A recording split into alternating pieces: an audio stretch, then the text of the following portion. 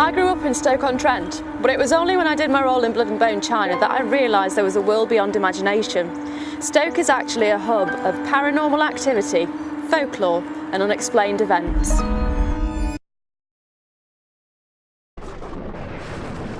John was ordered to do a thorough investigation on the unexplained death. He went to Burslem Library and checked out any book on vampires he could find in order to help his investigation.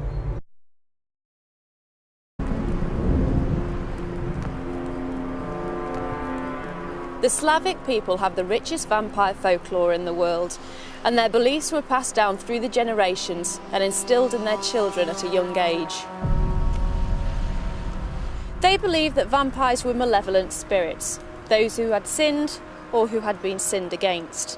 They took over the dead and feasted on the blood of the living.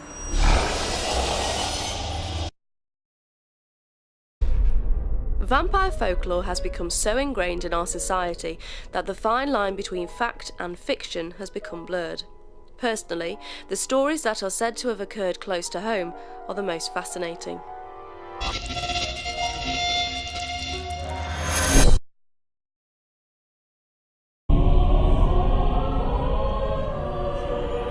Fear makes us do strange things, but what caused Mr. Mikakura's obsession with vampires?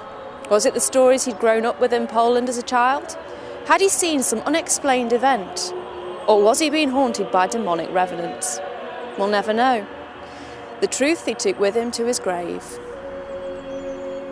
Well, who knows what was going through his mind. Around the body, John found several bags filled with a white powder. It turned out to be salt. What?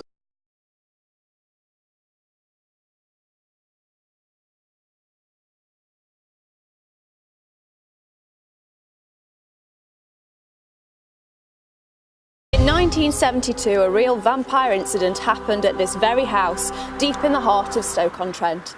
My name's Laura DeLue, and I play Lady Victoria in Blood and Bone China, a macabre gothic story set in the Potteries, and it was partly based on this true story.